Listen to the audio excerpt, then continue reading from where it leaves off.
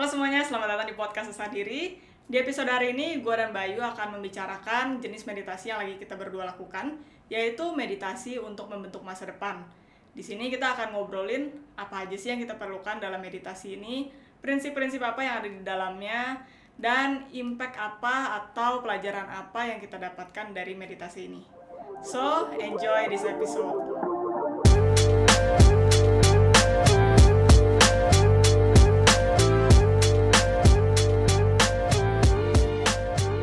Halo Vin, apa kabar? Oi, baik. Seolah-olah tidak pernah sering bertemu ya. Seolah-olah kita nggak meeting kayak 4 kali seminggu gitu. Vin.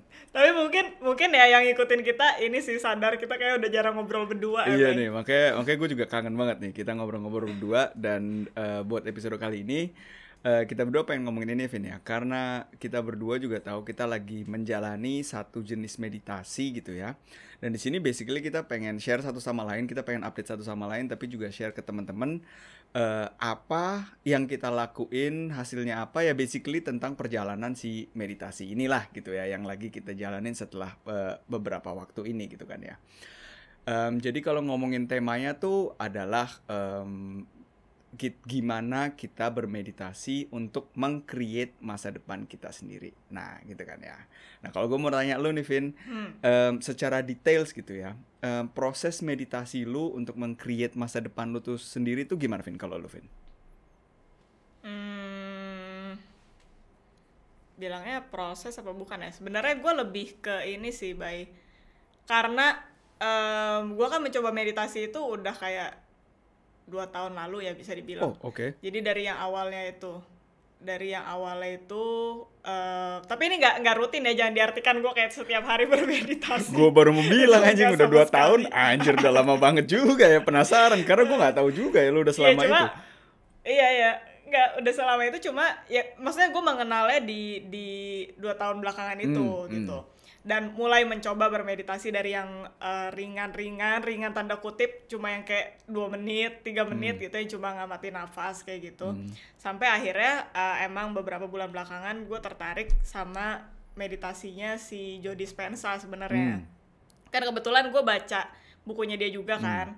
Mungkin buat teman-teman yang nggak tahu, Joe Dispenza tuh seorang neurologis. Jadi dia itu karyanya dia itu bisa menjembatani antara istilah-istilah medis atau mungkin kayak research-nya dia itu ya secara medis dengan yang namanya spirituality gitu. Nah, dia di bukunya itu juga ada teknik meditasi yang tujuannya adalah untuk menciptakan masa depan gitu. Kayak lu pengen membentuk apa sih di masa depan, atau lu pengen merubah apa sih di masa depan. Jadi gua awalnya tuh terinspirasinya dari si buku itu. Nah, akhirnya gue coba dan kebetulan gue juga nemu kayak guided meditationnya dia. Ya udah, akhirnya gue coba itu dan ya gitu sih. Jadi gue pakai meditasinya dia buat membentuk masa depan gue, atau kalau gue menginginkan sesuatu yang terjadi di masa depan gue itu. Nah, kalau gue itu juga sebenarnya roots-nya itu juga dari si Joe Dispenza itu, dan menurut gue Joe Dispenza itu benar-benar menarik karena di situ dia juga bilang begitu dia ngomong meditasi itu dia juga langsung menemukan kayak resistance gitu ya dari orang-orang yang mungkin merasa bahwa meditasi atau talking about the universe ini itu tuh kayak terlalu spiritual gitu. Nah, makanya dan di situ dia juga bilang lucunya gitu ya, terutama itu adalah laki-laki, karena laki-laki bukan berarti perempuan enggak ya, tapi laki-laki tuh lebih kayak menurut pengalaman dia tuh lebih butuh alasan logik gitu, ngerti nggak lo? Dan dia dengan sainsnya dia itu bisa menjembatani itu semua. Dan sama sih, gue ketemu Joe Dispenza tuh juga baru beberapa bulan yang lalu sebenarnya, dan gue sempat ikutin kayak short course-nya dari dia gitu. Dan ada juga nih guided meditation-nya gitu. Jadi mungkin secara detailsnya gue jelasin gue dulu kali ya. Jadi di situ di meditasinya itu adalah di mana dia bilang kita harus memposisikan diri kita bukan di satu tempat sih, tapi kayak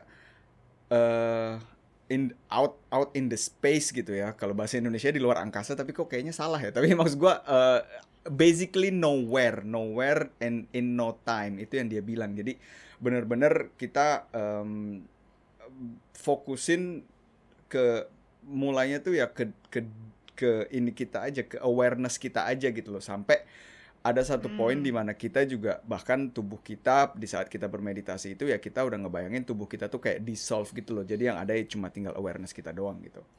Dan dari situ kita dibimbing, atau gua nggak tahu ini kita meditasinya sama atau enggak, makanya gue juga curious gitu ya. Di situ tuh dibimbing untuk kita ngebayangin apa yang kita mau, ya kan? Apa hal-hal apa yang pengen kita raih.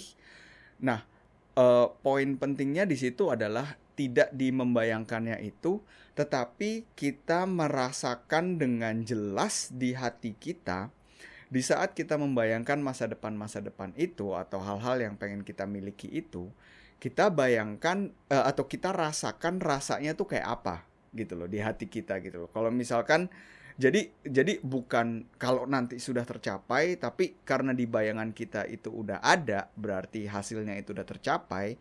Jadi rasanya itu kalau semua itu udah tercapai itu gimana gitu loh. So basically itu yang gue dapetin dari course-nya dia sih gitu. Itu kedengeran simple gitu ya, tapi gue sendiri sih juga banyak banget kesulitannya gitu, karena otak langsung masuk lah, langsung mikir ini mikir itu gitu loh, dan susah banget untuk meditasi secara khusyuk kali ya Kak, nama kata yang benar gitu ya. Kalau lu gimana? Mungkin tadi untuk sedikit menjelaskan si space itu, kalau gue ngebayanginnya tuh jadi mungkin kalau ditranslate ke bahasa Indonesia kayak lu berada di kekosongan gitu. Kalau dalam ini gue ya, kata-kata gue, jadi lu kayak ada di kekosongan. Kalau gue ngebayanginnya di otak gue kayak gue berada di tengah-tengah kegelapan gitu loh, baik. Sama. Iya, jadi gue ngebayanginnya kayak gitu. Sama sih, jadi dia memang gaeta itu dari lu ngerasain sensasi-sensasi di bagian tubuh lu dulu. Jadi istilahnya kayak lu di tombolnya tuh di on-in dulu gitu supaya lu bisa aware sama tubuh lu, baru abis itu ya lu bisa create apa yang lu mau. Ya kurang lebih sama sih kayak gitu. Dan faktor pentingnya juga selain yang tadi lu udah bilang bahwa kita harus merasakan, itu juga sebenarnya dia bilang, gue nggak tahu ya, gue nggak tahu ini meditasinya sama atau enggak, tapi di meditasinya itu yang gue dengarkan memang dia juga bilang dia kasih petunjuk gitu, kita harus rasain gitu kalau kita itu udah di sana gitu, itu udah manifest kalau dia bilang gitu kan. Jadi ya memang itu yang penting. Dan kalau gue yang gue rasakan itu bukan gue rasakan ya, yang gue sengaja memang gue latih adalah gue memvisualisasikan itu benar-benar objek per objeknya gitu loh, baik. Kayak misalkan gue terakhir ini pengen menciptakan kayak kestabilan finansial gitu ya, punya finansial yang lebih baik gitu. Cuma sebenarnya goal gue itu bukan si nominalnya itu sendiri, tapi lebih ke apa yang bisa gue dapatkan dari kestabilan finansial itu, which is di case gue adalah freedom dan kenyamanan. Itu yang ingin gue capai sebenarnya. Jadi di meditasi itu gue bawa kayak visualisasi di mana gue berada di rumah yang gue inginkan contohnya, karena gue sudah punya kestabilan finansial itu, dan gue di situ berada dengan orang-orang yang gue inginkan gitu. Dan gue juga kayak ngelihat, oh di rumah ini ada apa gitu. Jadi benar-benar kayak cukup detail gitu. Cukup detail dari segi gambar kali ya. Mungkin karena gue anaknya visual banget, jadi karena mungkin dulu gue juga belajar musik sering pakai teknik itu ya, jadi ya gue benar-benar mesti ada gambaran objeknya itu mesti jelas gitu. Kalau enggak gue kayak bingung dan merasa itu sangat abstrak gitu loh. Kalau menurut lo ada nggak sih Bay faktor penting lain yang selain itu ya, yang tadi lo bilang memang kita harus benar-benar merasakan?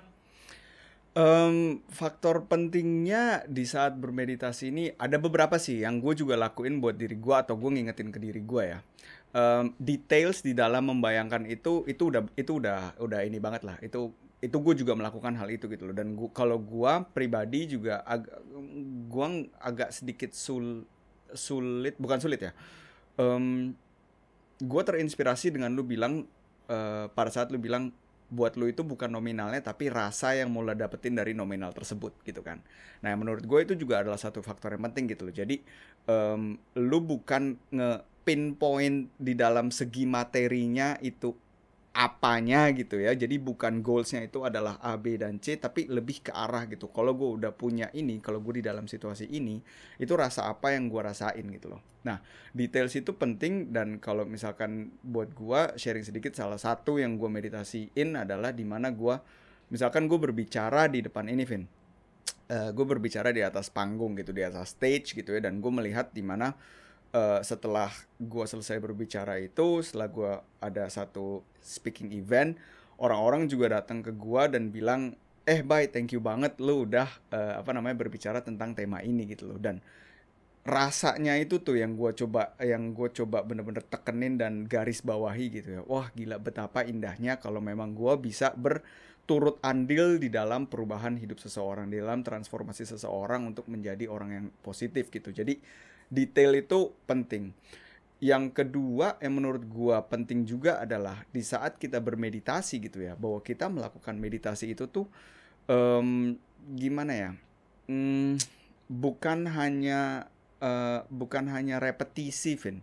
Bukan hanya repetisi, jadi kayak sebenarnya tuh ini gue sekarang harus meditasi lagi gitu loh. Bukan kayak gitu. Jadi indikatornya justru buat gue adalah semakin benar dalam tanda kutip ya, semakin benar gue melakukan meditasi itu, berarti sebenarnya semakin sering dan semakin pengen gue bermeditasi.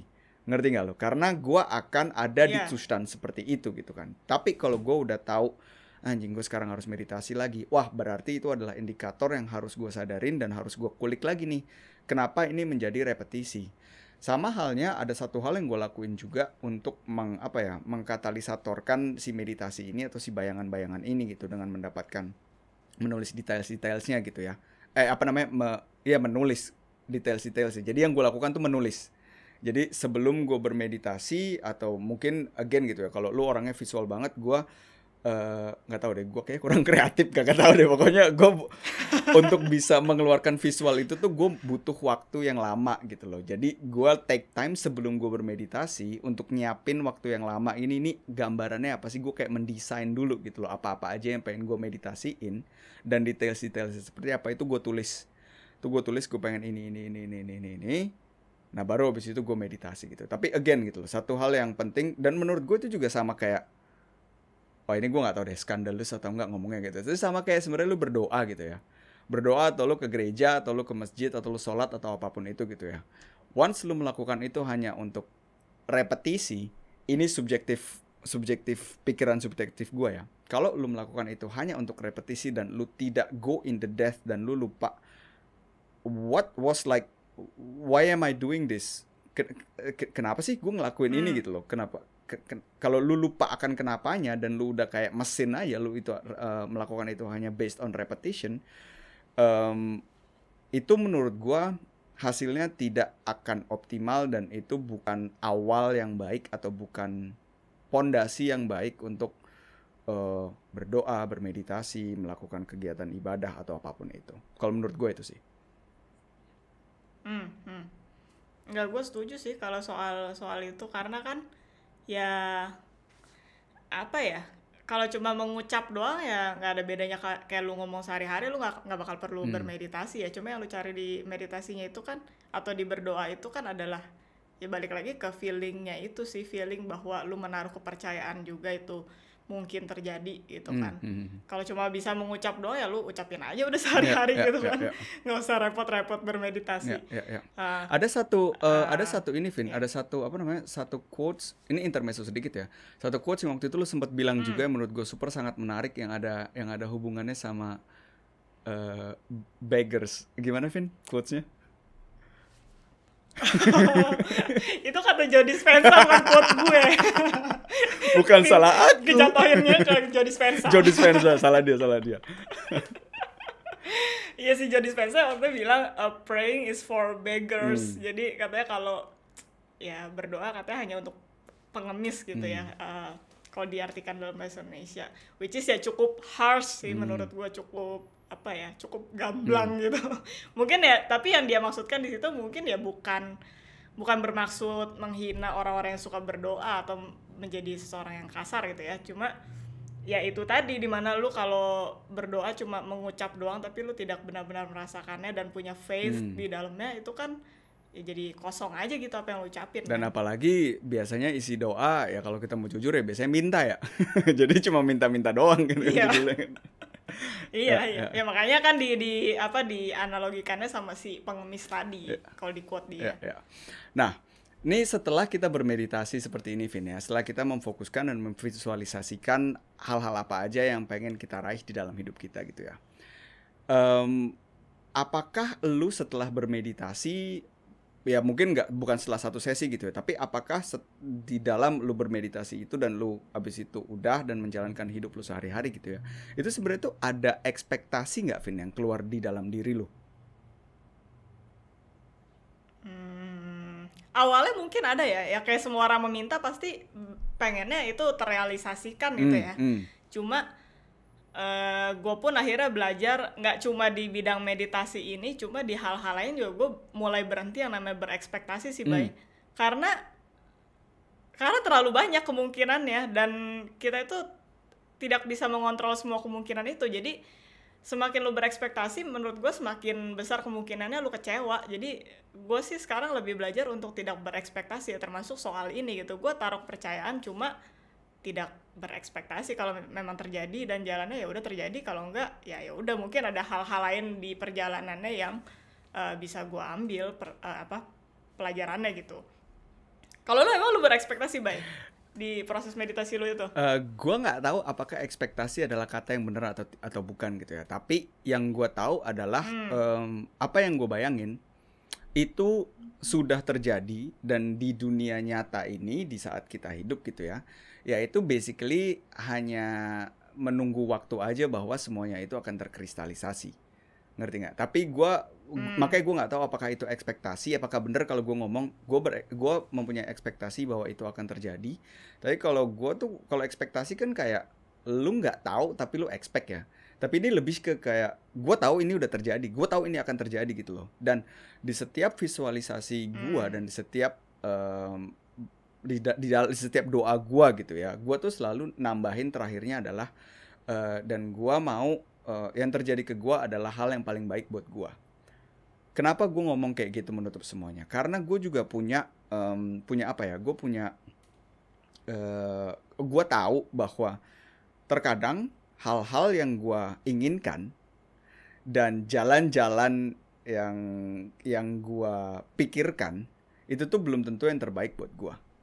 Jadi gue selalu pengen kata akhirnya adalah at the end of the day yang terjadi buat gue tuh ya udah yang paling baik lah gitu. Tapi kalau dari yang gue visualisasi ini tuh ya gue udah tahu itu pasti akan terjadi gitu loh.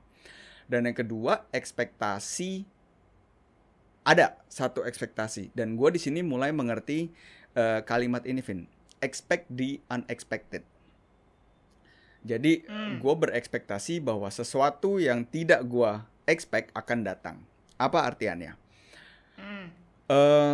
Sama kayak gini, kayak yang waktu itu kita juga udah sempat sharing gitu ya. Di saat gue meminta atau di saat gue mempunyai harapan masa depan gue akan seperti ini atau gue berada di sebuah kondisi gitu ya. Dan rasanya tuh kayak gini, gue fokusnya ke situ tapi tidak gimana ya? Gue fokusnya ke situ. Udah selesai meditasi, selesai berdoa, gue menjalani hidup gue sehari-hari dong, realita gue dong. Nah di dalam realita kan gue mulai pakai otak gue lagi kan, gue mulai pakai kekuatan sadar gue lagi kan, kekuatan pikiran gue lagi kan. Nah dengan kekuatan pikiran gue akan membuat strategi seoptimal mungkin. Oh untuk logikanya, untuk mencapai ke sini, ya berarti gue mesti jalanin ini. Itu logika gue. Nah di sini tapi gue garis bawahi lagi bahwa kekuatan alam semesta, kekuatan Tuhan, apa yang Tuhan berikan, apa yang alam semesta berikan itu tuh jauh dari apa yang bisa gue pikirin di kepala di kepala gue. Jadi gue akan open minded dan gue akan aware akan hal-hal yang diberikan oleh Tuhan, kayak rambu-rambu yang diberikan oleh Tuhan dan alam semesta. Ini loh jalannya ke sini loh gitu. Ini loh jalannya ke sini loh. Dan gue nggak mau jadi kayak batu gitu. Nggak, pokoknya gue udah pikirin ini adalah yang terbaik gitu ya. Karena kalau kayak gitu gue jadi cuma ngandelin otak gue dan pikiran gue doang gitu. Which is bagus sih memang gitu ya. Tapi ada batasannya gitu, sedangkan the bigger power itu yang lebih unlimited gitu loh. Jadi gua expect the unexpected gitu. Jadi lu siap kalau ntar ada petunjuk-petunjuk yang datang ke lu gitu. Ya, gua siap dan gua secara sadar harus aware akan hal-hal tersebut. Jadi gua nggak boleh baal gitu loh. Gua kayak tank aja udah pokoknya maju terus dengan strategi yang gue buat, tapi gua harus aware gitu akan lingkungan sekitar. Ya makanya di situ juga meditasi yang gue lakukan dengan menjadi observer itu sangat membantu juga gitu. Karena lu secara nggak langsung atau mungkin secara langsung gitu ya, lu akan apa sih baik katanya, lu akan membuat diri lu menjadi lebih sensibel, menjadi lebih aware, menjadi lebih sensitif akan hal-hal yang terjadi di sekitar lu gitu loh, dan nggak cuma baal doang gitu. Iya. Gitu. Gue gak tahu ini nyambung apa enggak sih, Bay. Coba kayak kelintas aja waktu itu gue nonton interviewnya si Jim Kwik. Atau mungkin lo udah pernah dengar juga. Jadi dia cerita kakaknya atau adeknya gitu ya, saudaranya pokoknya, ngirimin dia foto ini mulu, anjing puk, tau kan lo yang hidungnya melesat ke dalam yang itu. penyek mukanya. Nah, iya, ngirimin itu terus gitu, kayak konstan mulu gitu kan. Nah terus dia hari-hari kedepannya setelah dikirim itu mulu, kok kayaknya jadi sering ngeliat anjing puk ya. Padahal sebelumnya kayak nggak pernah ngeliat anjing puk gitu. Jadi katanya ya itu karena kita sudah membuka ya kesadaran kita itu tadi, karena tadi dicekokin foto si puk itu mulu, jadinya kayak lu aware sama puk-puk yang lain. Gak tau sih nyambung apa enggak ya.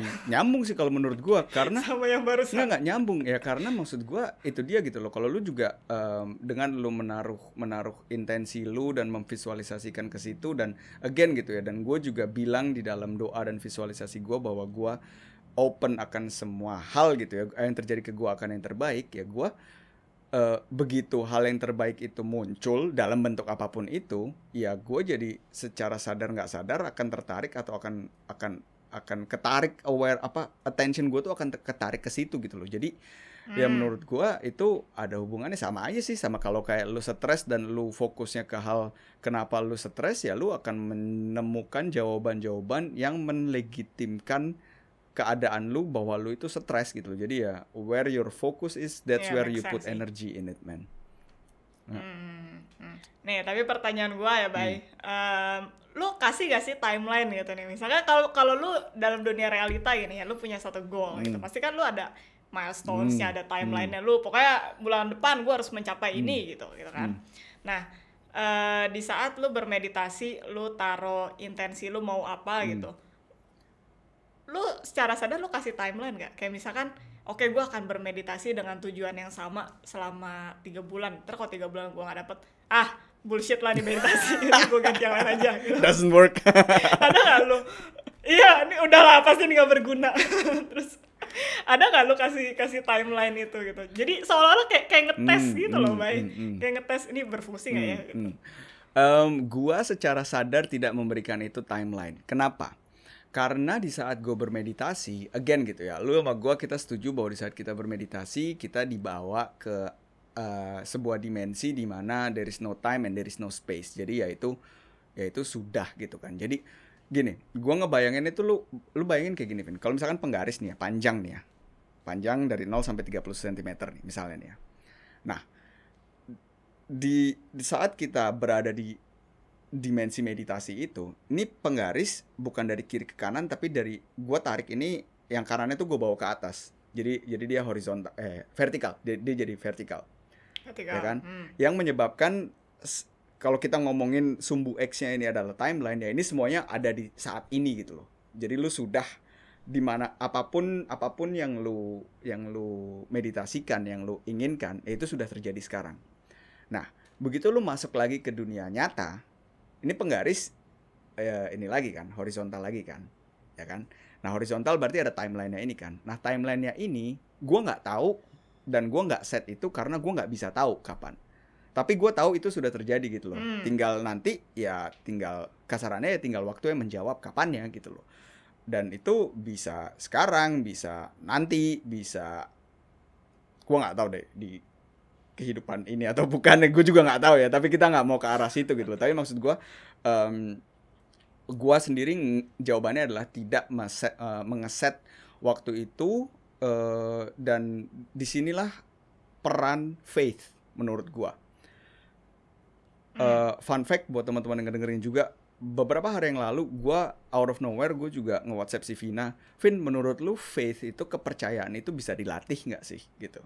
Karena ya memang sebisanya gue ngomong ini sekarang gitu ya, sejelas gue ngomong ini ya, kalau gue jalanin day by day, ya itu sebenarnya gue juga pengen, anjing kapan nih yang gue inginkan itu terjadi gitu kan? Karena apa ini sekarang masih Iya, betul. masih sulit dalam tanda kutip gitu, masih sulit kondisinya atau belum ini gitu loh. Nah di situ gua taruh faith dan gua taruh kepercayaan gitu. Oh ya udah, itu udah terjadi gitu ya. Sekarang yang gua harus lakukan adalah fokus menjalankan hari-hari dan aware menjalankan hari-hari dan menaruh, kalau kata Will Smith tuh ya, gua sebelum si tembok ini terjadi ya gue fokus ke satu batu bata per batu bata aja, and without knowing it tiba-tiba udah terjadi, tiba-tiba wallnya udah jadi gitu loh. Dan ada satu lagi Vin yang gue pengen share juga gitu ya. Ini menurut gue pinter banget analoginya. Di saat lu menanam sebuah tanaman, gue kayaknya waktu itu udah sempat share juga deh di ini kita, di Instagram kita. Di saat lu menanam sebuah bibit tanaman gitu ya, dan lu tanam ke situ, lu kasih air, lu kasih pupuk semuanya gitu ya.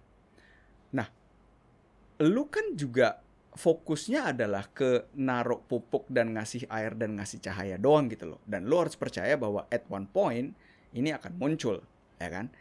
Kalau lu tidak percaya dan lu anxious dan lu setiap 2 hari sekali lu gali lagi, lu lihat nih bibit sehat atau enggak, ya basically lu belum memberikan waktu yang bibit ini butuhkan untuk tumbuh gitu kan. Jadi malah jadi kontraproduktif gitu loh, malah lu jadi parno sendiri gitu kan.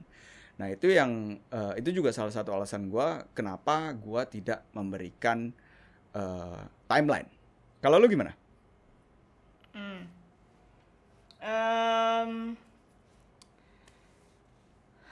Susah sih Bay kalau ini, soalnya kayak mungkin tergantung goalnya juga ya. Lu goalnya itu yang ibaratnya kayak memang tujuan hidup lo atau purpose hidup lo gitu ya, dibanding goal yang kayak misalkan gue tahun depan gue pengen punya rumah gitu ya. Itu kan pasti at some point ya, berarti sampai tahun depan lu harapannya pengen punya rumah itu dong. Jadi kalau lu mau ya lu bermeditasi sampai tahun depan mintanya ya cuma rumah itu dong, logisnya gitu kan. Jadi kalau untuk hal-hal seperti itu yang ibaratnya jangka pendek, mungkin kalau gue nggak bilang timeline ya, cuma lebih kayak keperasaan lu tahu bahwa ini bakal terjadi atau enggak gitu. Make sense gak sih? Jadi kayak lu tahu nih, misalkan gue Januari 2022 gue pengen punya mobil gitu, tapi kayaknya kok sampai November 2021 duitnya masih jauh ya dari dari situ gitu. Jadi mungkin lebih ke melihat realita dan perasaan bahwa kayaknya nggak akan tercapai gitu. Tapi ya udah, let it go aja gitu. Tapi apakah lu akan melanjutkan bermeditasi atau melanjutkan keinginan lu untuk mempunyai mobil itu akan diperpanjang, atau lu jadi nggak mau sama sekali? Kayak gue nggak mau sama sekali deh, Pak. Oh ya? Kalau at some point sudah melewati jangka waktu yang gue inginkan di dunia realita ini ya, at some point itu tidak terjadi, ya mungkin gue akan merubah haluan sih. Tapi gue tidak menutup kemungkinan bahwa ya suatu saat itu tiba-tiba aja muncul buat gue, tapi gue nggak resentful gitu loh bahwa itu tidak terjadi gitu. Ya. Gitu. Cuma kalau yang untuk purpose-nya, tujuannya besar gitu, kayak tujuan hidup gue ya udah, gue mah tujuannya ya bermeditasi dengan tujuan yang selalu sama itu gitu. Cuma kalau yang kayak hal-hal kecil gitu kayaknya ya kayak gitu sih perspektif gue. Ya. Itu interesting sih, karena again gitu loh, gue juga banyak gitu jenisnya gitu yang gue pengenin gitu ya. Kayak tadi gue share, gue ngomong di atas stage gitu ya, itu bisa terjadi kapan aja gitu, dan gue nggak naruh timeline. Kalau ngomongin soal keluarga dan punya rumah gitu ya, gue juga ngebayangin juga gitu loh bahwa gue ada tinggal di sebuah rumah, punya garden yang gede, punya 2 anjing, 1 kucing, sama istri gue, sama anak-anak gitu ya. Dan di situ gue juga di situ gue juga nggak naruh timeline sih. Dan kalau anjir, tapi kalau misalkan lu ngebayangin sebuah rumah gitu ya, misalnya gitu lu pengenin sampai X tahun gitu ya, lu apa namanya, lu nggak kesampaian, terus masa lu jadi nggak pengen punya rumah, Vin?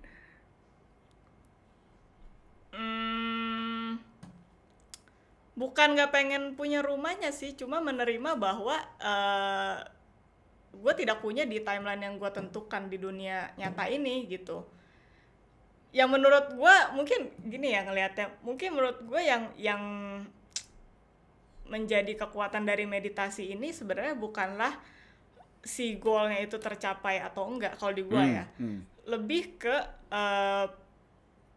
feeling yang gue dapat sehingga gue bisa kasih fuel gitu ke pekerjaan-pekerjaan gue di sehari-harinya gue gitu, sampai gue akhirnya bisa mencapai goal itu atau mungkin tidak gitu. Jadi lebih ke gue punya drive yang lebih gitu untuk mencapai goal itu gitu. Jadi bukan gue taruh fokusnya di situ. Jadi lebih ke yang tadi pertama lu bilang, perasaannya bahwa itu sudah terjadi, dan perasaannya itu yang mendukung gue bisa menghadapi challenges untuk mencapai goal gue itu. Oke, setuju gak? Make sense?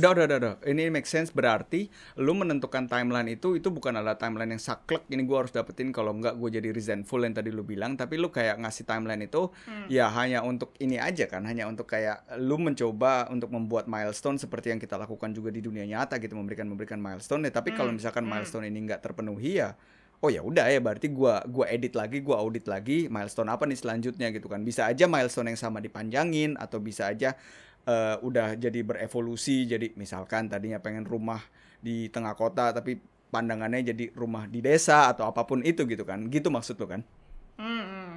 Kurang lebih gitu. Ya. Oke. Sip.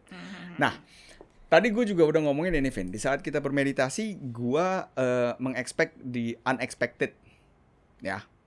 Bahwa dimana gue ngerasa kayak kalau misalkan gue ini burung gitu ya, Tuhan atau alam semesta tuh kayak ngasihin roti gitu loh, dan gue cuma kayak tuk ngikutin roti aja itu kemana arahnya gitu kan. Nah itu breadcrumbs atau roti potekan roti ini itu adalah yang apa namanya, yang gue harus aware of gitu loh ya. Kalau lu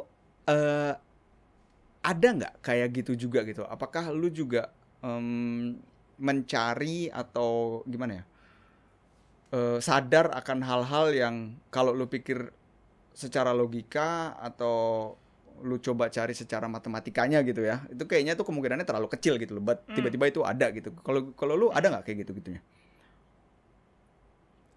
Ada sih. Dan itu menurut gue poin menariknya di mana si meditasi ini kayaknya nggak akan sukses tanda kutip kalau lu tidak melatih terlebih dahulu kayak meditasi awal yang contohnya kayak lu memperhatikan napas, lu memperhatikan sensasi. Itu menurut gue kayaknya nggak akan sukses si meditasi ini, karena jadinya kalau misalkan lu dapat si breadcrumbs-nya itu atau si serpihan rotinya itu, lu jadi nggak ngeh gitu. Walaupun lu terima, tapi lu nggak ngeh itu related sama apa yang lu minta gitu. Jadinya ya udah jalan aja gitu. Ya gue sih karena sudah melatih itu di awal-awal, jadinya kalau ada yang apa ya menghampiri gue gitu, kesempatan gue jadinya ini kayaknya ini deh apa relate sama apa yang gue pengen deh. Kayaknya ini membantu gue mencapai apa yang gue pengen deh. Jadinya lebih aware sama yang terjadi di sekitar sih. Kalau lu? Jadi bisa narik silver liningnya juga berarti ya? Iya, jadi kayak nggak sembari lewat gitu aja gitu. Iya. Kalau gue juga sama lu, Vin. Gue juga justru itu yang gue expect gitu loh. Jadi bagus juga poin yang lu buat bahwa kan teknik meditasi ada banyak ya. Kita juga mencobain mencoba dan melatih banyak teknik meditasi, dan teknik meditasi yang pertama yang sebenarnya intinya itu adalah buat gua pribadi adalah ya teknik meditasi yang gue pelajarin di Vipassana, yaitu teknik lu jadi observer aja. Lu jadi observer, lu tidak mengejudge apa yang terjadi. Lu memulai mengasah awareness lu dengan lu mengamati nafas lu dulu gitu ya. Nah, habis dari nafas nanti masuk ke selanjutnya ke sensori-sensori yang ada di dalam tubuh. Kayak banyak yang ngomong kayak misalkan meditasi body scan gitu ya. Nah dari situ tuh itu akan terasah dengan sendirinya, awareness ini gitu loh. Makanya tadi gue juga udah share gitu ya. Ya itu harus dilatih seimbang kalau menurut gue, karena ini dalam konteksnya kita ingin meng-create sesuatu ya. Karena kalau memang ada seseorang yang bilang, oh enggak baik, gue nggak mau create apa-apa, I just want to live the way it is gitu, dan I just want to accept, dan gue nggak mau gimana ya, gue nggak ada ambisi untuk mencapai sesuatu di dalam dunia ini. Well, it's also good gitu ya. Itu nggak salah sama sekali gitu, karena itu adalah choices of life, dan gue percaya bahwa setiap orang boleh dan berhak untuk memilih jalan apapun yang dia pengenin gitu loh, despite apapun yang society itu bilang. Itu gue percayakan hal itu gitu loh. Jadi ya dua hal ini menurut gue untuk bisa mencapai atau meng-create masa depan itu harus diseimbangin gitu sih. Nah kalau misalkan kayak gitu, apakah lu juga tetap latihan yang ini, Vin? Tetap latihan yang apa namanya, yang meditasi mengamati nafas itu? Lebih ke body scan sih, karena itu kayak udah masuk ke satu package dari meditasi si Joe Dispenza itu. Oke. Tapi Bay, intermezzo sedikit, gue jadi inget yang itu loh, perkataan si Dr. Ziki Yombana, di mana dia bilang dia jalan nih ngelihat nenek-nenek, tapi dia nggak sadar mesti ngapain. Dia nggak sadar bahwa ada tuh nenek-nenek, karena ya dia nggak aware sama sekitarnya gitu. Malah orang-orang dari luar, dari sekitar yang mesti bilang, tuh ada nenek-nenek, kok lu nggak bantuin sih? Bukannya nggak mau bantuin, tapi dia nggak aware gitu. Jadi ya sama gitu konsepnya. Makanya kadang suka ada kan mungkin orang di sekitarnya yang bilang, kok lu nggak bersyukur sih lu punya ini punya itu gitu kan, karena ya lu tutup mata gitu sama kanan kiri lu. Ya gitu sih konsepnya kalau menurut gue. Ya dan ada satu hal lagi yang pengen gue tambahin dikit gitu ya. Melihat orang lain, kehidupan orang lain, dan menunjuk apa yang orang lain itu kelupaan atau orang lain itu harus lakukan, itu jauh lebih mudah daripada lu melihat dan mengerti diri lu sendiri. Setuju nggak lo? Oh iya, iya. Makanya kan ada perumpamaan itu, apa sih yang melihat gajah-gajahnya ya? Setitik. Iya yang ada gajahnya, tapi gajah di depan mata lu nggak lihat gitu loh. Ya bener memang. Tapi sampai sekarang, Bay, selama lu melakukan meditasi ini, ada nggak kayak hal-hal yang lu rasa kayak nggak mungkin deh ini terjadi, tapi kok bisa terjadi ya gitu, dan ternyata itu adalah bantuan atau mungkin si roti-rotinya itu yang ditunjukkan alam semesta buat lu? Banyak. banyak. Ada banyak. Gue pengen share mungkin secara ini ya, secara general aja ya. Itu ada dua lah yang gue pengen share secara general. Yang pertama adalah di saat gue resign dari kantor gue, itu di awal tahun ini gitu ya, dan gue di situ gue bilang gue memperbolehkan diri gue, lo ambil tahun ini adalah tahun lo untuk belajar, mencoba, explore, dan lo melakukan semua ide-ide yang ada di kepala lo cobain aja deh. Pokoknya lo belajar nih, tahun ini tahun belajar. Udah lo gak usah rempong, lo udah percaya sama diri lo udah bikin strategi finansial, lo udah bikin apa-apa, udah gak usah rempong, lo belajar aja. Gitu. Dah. Out of nowhere gitu ya, tiba-tiba muncul ide, kita bikin, dulu namanya podcast 360 derajat ya Vin ya. Kita bikin ini, terus itu berevolusi menjadi Asa Diri, dan kalau gue di titik sekarang aja yang kita juga belum 1 tahun ngerjain ini Vin, dan gue ngelihat kita berdua udah bisa exchanging ideas dan truth gitu ya, our own truth dalam a deeper level, dan kita bisa share ini sama teman-teman lain. Itu yang pertama, dan yang kedua juga berapa narasumber yang udah kita undang ke sini yang memang expert di bidangnya atau mempunyai cerita-cerita yang juga sangat inspiratif. Gua juga bisa ngobrol sama bokap gua, dan itu menurut gua tuh, gua kan nggak ngebayangin itu pada saat gua resign dari kantor gitu. Pada saat gua bilang ini adalah tahun belajar, gua nggak bayangin itu sama sekali, dan nggak ada secuil pun gitu loh. Gua mikir ini bakalan kebentuknya kayak gini gitu loh. Tapi ini menurut gua Asa Diri ini gitu ya, dengan kita berdua membuat ini, itu menurut gua juga adalah jawaban dari apa yang gua create sebenarnya, Vin. Jadi Anjir ini cheesy banget sih. Ya, gue juga kayaknya juga udah pernah bilang deh gitu. Lu tuh salah satu jawaban dari doa gue, Vin, gitu. Dan dan apa namanya? Buat gue juga gue menikmati ini, dan itu yang membuat gue juga apa ya? Kayak ya udah, ini percaya mah percaya aja gitu loh. Dan yang kedua juga yang gue bilang, gue itu pengen at one point gitu ya, di sama di awal-awal tahun ini juga gitu, gue bilang gue pengen mengganti program-program tua gue, kepercayaan lama gue yang tidak lagi serving buat hidup gue. Contohnya yang kita dari awal juga udah sempat sharing adalah kepercayaan gue tentang uang, hubungan gue dengan uang gitu ya, dimana gue selalu ngerasa wah uang tuh gimana ya, gue tuh selalu ngomong keluarnya tuh, ayo lu mesti percaya bahwa semuanya akan mengalir, semuanya uang itu akan ada sirkulasinya, semakin lu banyak bantu orang, semakin lu keluar, lu bersyukur, uang itu akan masuk lagi dan kawan-kawan lainnya. Tapi itu kan teori ya.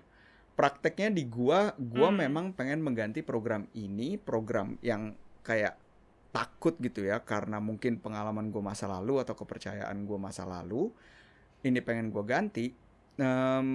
Yang muncul di gue itu bukan jadi tiba-tiba gue udah percaya gitu, bukan kayak gitu. Tapi yang muncul ke gue adalah kesempatan gue untuk mengeluarkan uang dalam bentuk investasi ke diri gue sendiri, ya kan? Menginvestasi ke diri gue sendiri, yang di situ gue ngerasain bener-bener ada ininya nih, ada hambatannya nih, anjing gue ngeluarin duit segini banyak untuk menginvestasi ke diri gue sendiri. Nah otak gue kan mulai mikir dong, oh ya namanya juga gue, ya maksud gue kan insinyur ya, gue selalu pakai, maksud gue ada hitung-hitungannya gitu, anjing ini keluarin segini, kapan return of investmentnya, terus dalam jumlah apa gitu. Sedangkan kalau lo investasi ke diri sendiri, ya lu investasi ke diri lu, ya buktinya bahwa itu ada return of investment-nya adalah diri lu yang udah upgraded ini gitu kan. Nah, kesempatan-kesempatan itulah karena gue aware dan gue mengobservasi diri gue dan kecenderungan gue untuk ngerasa takut melakukan investasi ke diri gue sendiri, untuk diri gue sendiri. Justru gue malah sadar, oh ini kemungkinan, bukan kemungkinan sih, gue percayanya ya, ini adalah kesempatan yang Tuhan dan alam semesta kasih ke gua untuk mengganti program lama gua menjadi program baru gua gitu loh. Jadi dengan adanya itu ya, oh ya udah, berarti sekarang gua bukan dengan berat hati, tapi rasanya masih berat gitu. Tapi gua secara sadar bilang sama diri gua, oke nih gua invest, gua lakuin ini. Ya, ini adalah langkah gua untuk menginstall program yang baru, bahwa gua percaya semua yang gua keluarin ini akan hasilnya baik buat gua, dan ini akan membantu gua untuk bisa memberikan value dan nilai lebih lagi untuk sesama manusia dan ya sesama makhluk hidup dari diri gua gitu. Itu dua hal yang signifikan gitu di dalam diri gua. Lu sendiri ada nggak, Vin? Pertama, thank you sekali lagi. Aku sudah menjadi jawaban doamu, nak. Kalau gue mungkin dua hal besar yang apa ya, saat gue mengenal tema mindfulness dan meditasi ini, ada dua hal sebenarnya yang pengen gue upgrade juga di diri gue. Baik, pertama mengenal diri sendiri, kedua gue ingin berkontribusi untuk society gitulah. Mengenal diri sendiri itu menurut gue kadang-kadang kan kalau kita dengar dari dari talks gitulah, dari interview itu kan kadang kayak cuma manis di mulut gitu ya, kayak cuma kata-kata mutiara gitu. Cuma itu hal yang sangat sulit dilakukan gitu, apalagi selama ini lu tidak sadar akan diri lu sendiri gitu kan. Dan gue juga bilang gitu di proses meditasi gue, tolong bantu gitu, tolong bantu, karena gue nggak bisa mengenal diri gue sendiri gitu. Ironis sih memang. Dan dengan kita membentuk asa diri ini pun, gue juga jadi menemukan banyak kesempatan di mana jadi banyak orang-orang yang datang ke hidup gue, event yang gue kenal atau tidak gue kenal, yang mengingatkan gue atau memberikan gue petunjuk-petunjuk untuk bisa mempunyai mindset yang lebih baik, mengobati luka-luka gitu.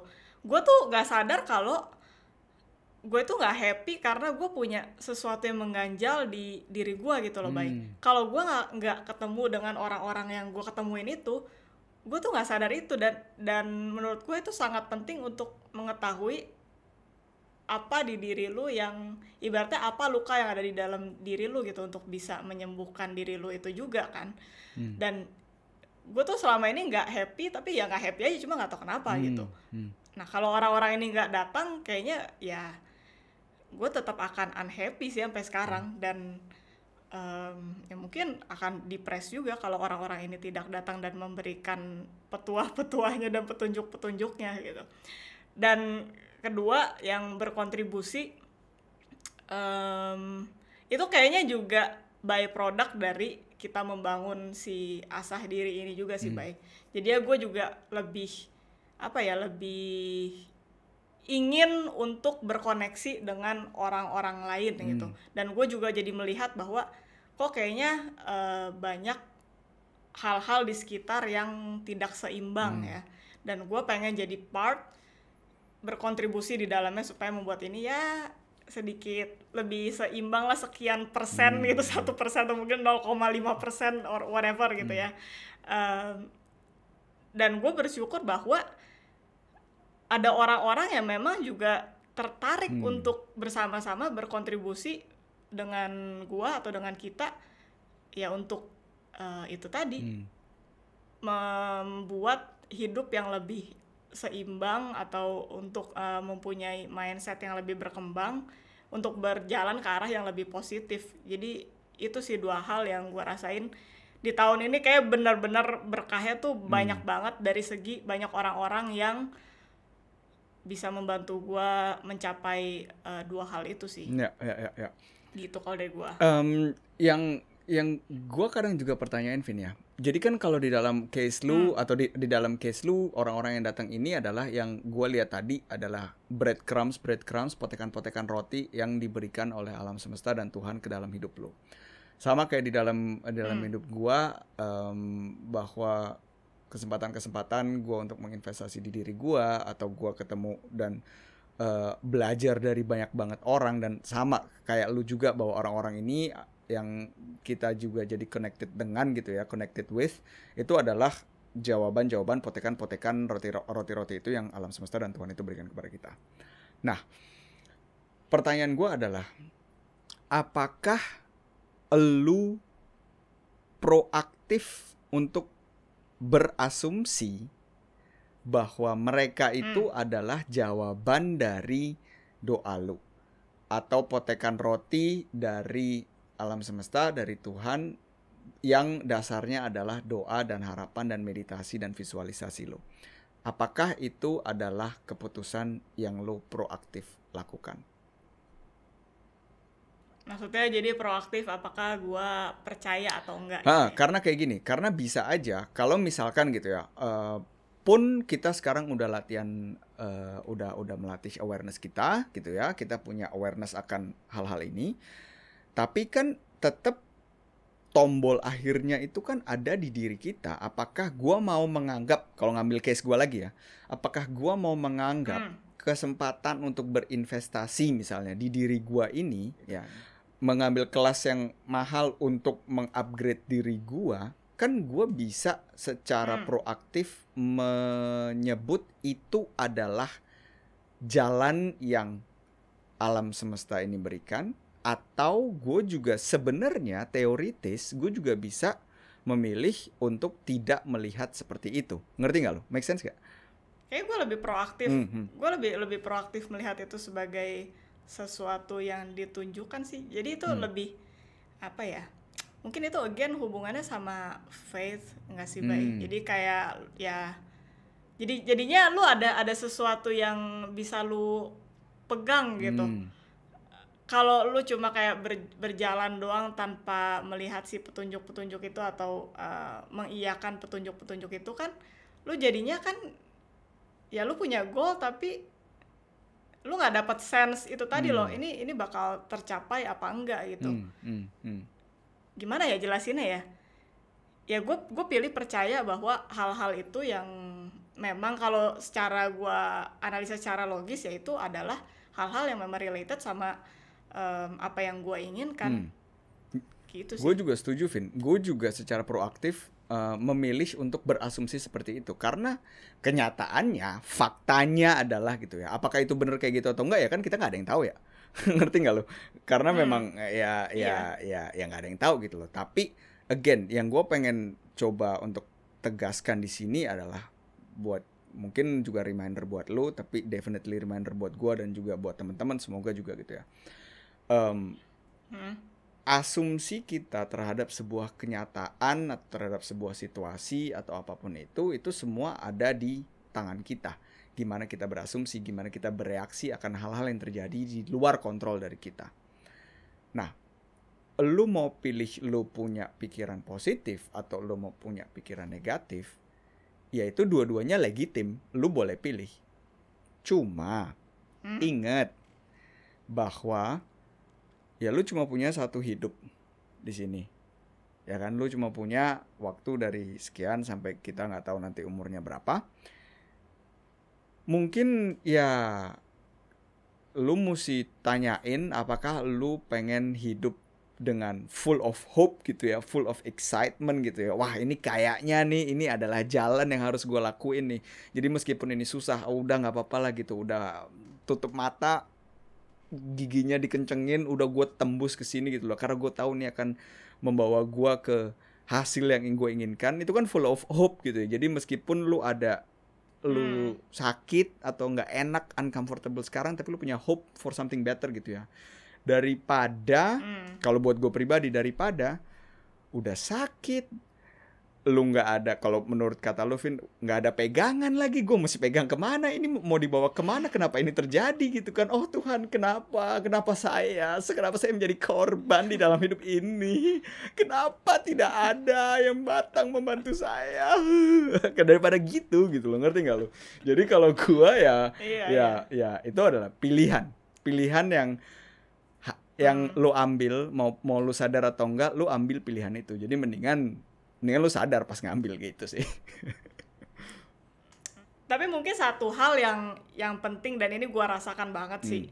Mungkin tadi gue juga sempat singgung, dari si meditasi ini tuh sebenarnya gak cuma oh iya gue dapat atau enggak gitu loh. Cuma kalau di gue itu gue lebih merasakan kayak ada dorongannya gitu loh melakukan apa yang gue lakukan. Ngerti. Jadi nggak cuma ngarep doang, aduh ini kesampaian atau enggak ya gitu. Karena kalau kayak gitu ya kecewa juga sih pasti ntar akhirnya gitu. Jadi kalau gue sih merasa impact yang sangat besarnya dari jenis meditasi ini ya itu si dorongan itu, dan gue melatih again fokus gitu. Fokus ke satu titik, lu mau kemana gitu. Jadi lu tahu arah lu, nggak jalan ke kiri kanan muter-muter nggak jelas gitu. Jadi itu dua hal yang menurut gue gede banget dari meditasi ini. Kalau lu ada nggak sih impact lain yang lu terima dari meditasi ini? Ada dua hal yang salah satu itu juga fokus tuh juga gue rasain banget, karena at least gue tahu gue mau ke arah mana gitu ya, dan gue nggak cuma riwer di satu poin doang gitu. Gue tahu gue mau kemana dan gue tahu kenapa, dan gue percaya juga kepada diri gue bahwa gue udah punya background dan pondasi yang kuat kenapa gue mau ke arah situ dan bukan ke arah yang lain gitu. Jadi satu fokus, dan yang kedua kalau yang gue rasain tuh gue jadi lebih santai, Vin. Santai dalam artian gue udah tahu ini bakalan terjadi. Balik lagi kayak yang tadi gitu, gue udah tahu ini udah bakalan terjadi. Gue udah nggak usah rempongin kapan waktunya. Gue udah tahu rasanya gimana gitu kan. Nah ya sekarang yang gue lakuin adalah day by day gue ngelakuin the best yang gue bisa lakuin, dan gue bersyukur akan apa yang gue punya sekarang, dan gue bersyukur akan ya apa yang gue punya nanti, which is gue juga udah punya sekarang gitu. I don't know if that makes sense, tapi itu yang gue rasain dan gue lakuin. Dan iya sih, jadi gue meskipun kondisi kadang-kadang ya namanya hidup juga naik turun gitu ya, terjal, ya kadang-kadang gue cuma ngingetin diri gue doang gitu, ya udah tong, ini maksud gue mengambil keputusan secara sadar untuk gue ngejalanin ini gitu loh, karena at the end of the day yang gue ingetin ke diri gue sendiri adalah gue tidak harus melakukan apa-apa. Gue tidak harus mengejar mimpi gue tidak harus punya mimpi itu. Kalau gue sekarang decide ya udah gue nggak mau ngapa-ngapain, ya itu nggak apa-apa gitu loh. Itu sama sekali tidak apa-apa gitu loh. Cuma karena gue decide untuk melakukan ini, ya berarti ya lu santai aja gitu loh. Berarti ini kan adalah game yang udah lu pilih secara sadar gitu kan. Ya udah nikmatin aja. Ya namanya game ya lu kadang kalah, kadang menang, ada naik, ada turun. Ya udah gitu. Gitu sih. Iya. Dan itu bersyukur itu juga penting juga sih, Bay. Gue selalu punya gambaran, again mungkin gue anaknya visual gitu ya. Kalau misalkan lu bilang lu dikasih breadcrumbs itu ya lu bilang thank you lah gitu, thank you. Karena dengan begitu gue percaya juga bahwa ya udah yang ngasih si breadcrumbs itu juga jadi pengen lagi ngasih tuh breadcrumbs. Kalau enggak, kalau lu cuma dikasih doang, minta doang, nih orang cuma bisa minta doang gitu, nggak pernah bersyukur atau bilang thank you kan. Gue juga takut dikeplak pala gue anjing kalau minta doang gitu. Udah dikasih roti minta jantung dia anjing jadi inget. Ya. Oke, sip kalau gitu guys. Thank you Vin buat episode kali ini. Kita juga senang banget ya. Kita udah lama juga kita nggak ngobrol berdua ya Vin ya.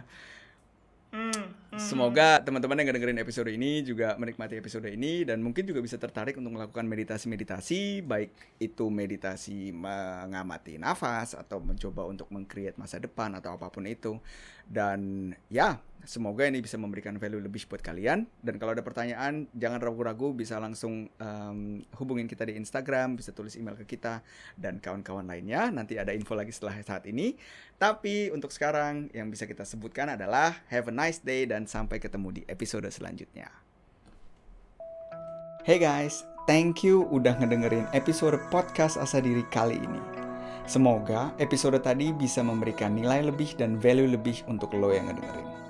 Kalau lo pengen support kita, bisa dengan follow Instagram kita di @asahdiri.ind, subscribe YouTube channel kita di Asah Diri, dan juga bisa taruh review di Apple Podcast. Ingat juga untuk share ke teman-teman kalian dan terus asah diri. Karena berlian tidak bersinar dengan sendirinya. Sampai ketemu di episode selanjutnya.